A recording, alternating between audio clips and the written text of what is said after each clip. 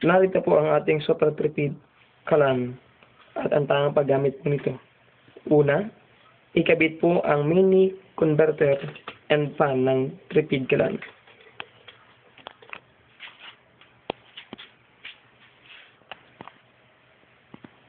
Isaksak ang plug sa AC outlet.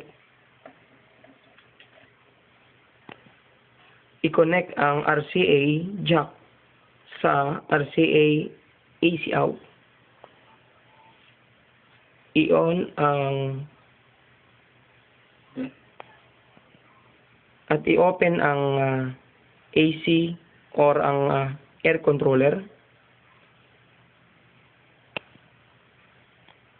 Matapos i-open ang air controller, iparikit ng apoy upang magsilbing pampaapoy sa charcoal or uling. Maglagay ng kaunting uling o charcoal. Okay.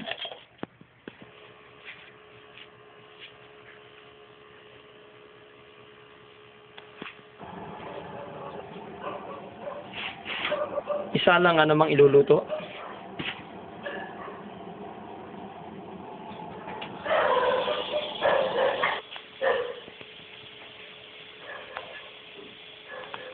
At sa loob lamang po ng ilang minuto ay makikita natin ang pagkulo ng ating niluluto.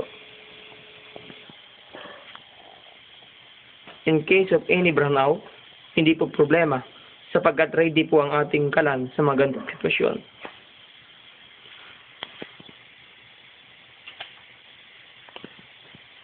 I-connect sa ating mini converter.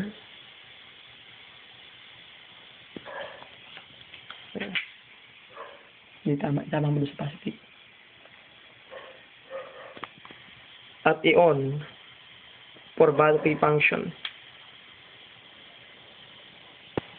Makikita po ang ilaw, sinyalis na gumagana po ang ating battery. Makikita po ang ilaw sa converter, sinyalis na gumagana po ang ating battery. Kaya wala po tayong problema sapagkat sa panahon ng brownout, aprobado po ang ating super tripid kalan.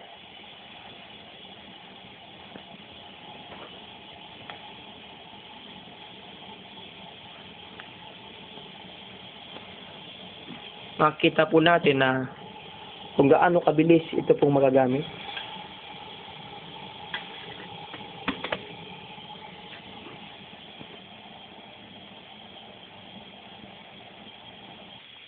At kung tapos na po ang ating anumang lutuin,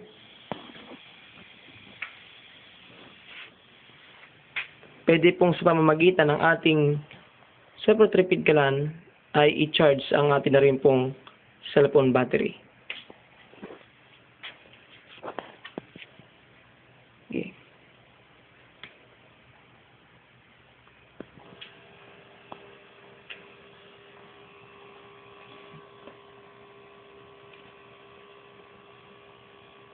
Makikita po natin na nagpapangsyon na po ang charger sa ating pong cellphone battery.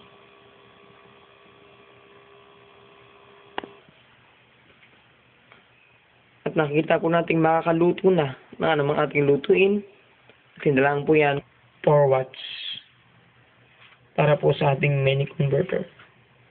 Only 4 watts po ang nagagamit ng ating mini converter. Napakatipid. Tipid sa kuryente. Pwede ang cellphone battery. At matipid po sa uling.